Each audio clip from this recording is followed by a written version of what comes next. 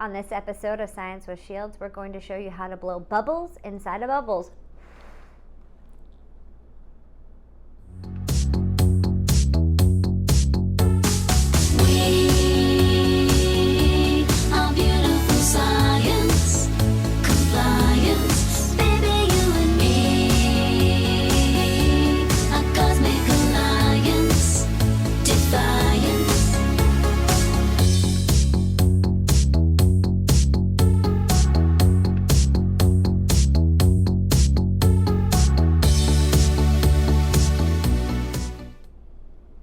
Hey everyone, it's meteorologist Christy Shields, and this episode of Science with Shields is sponsored by Commonwealth Charter Academy. Today we're going to blow a bubble inside of a bubble and hopefully inside another bubble. So what do you need for this experiment? You're going to need a straw and bubbles. If you don't happen to have bubbles, great news, you can make your own bubble solution. You'll need 2 tablespoons of Dawn dish soap plus a tablespoon of sugar. You mix it in a cup of warm water and you're ready to go. Now, we've talked a lot about water's polarity and how water molecules are attracted to other water molecules.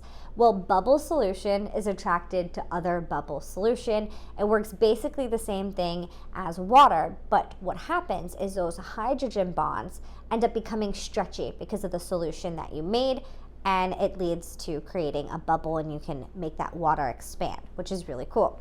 So the first thing we're gonna do is we kind of have to layer our surface here with some bubble solution. So we did that.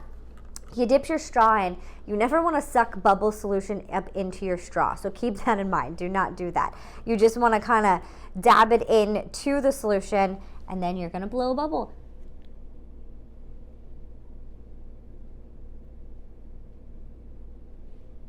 You want to do it very carefully.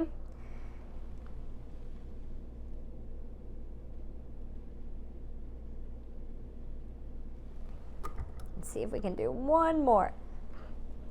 Up and bop.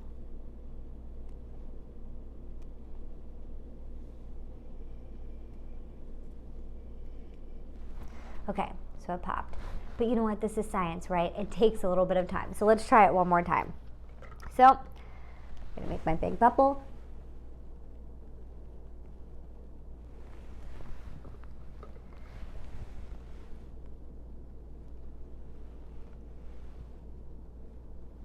Oh, you may notice when you're blowing up the second bubble into the bigger bubble is expanding, and that's because it has to make room for that smaller bubble, and it will continue to expand its volume. Now, remember when you do this, you can at some point, like I did, end up making it pop or the bubbles joining together. But how neat is this? And you may even notice on the bubble that there's a rainbow reflection. Well, that's because of the soap, and it works the same way a rainbow does. When you have that light hitting this very tiny film, it's going to refract the light, which means it bends that light into all these different ways, creating a rainbow on your bubble. Try this out. Please let me know how many bubbles you can put in each other and see how long it lasts. I want to know. Mine at this point looks to be 3 bubbles, but if you can do more than 3, we want to see it. You can find more episodes of Science with Shields if you head over to WTAJ Plus and click on the Science with Shields tab.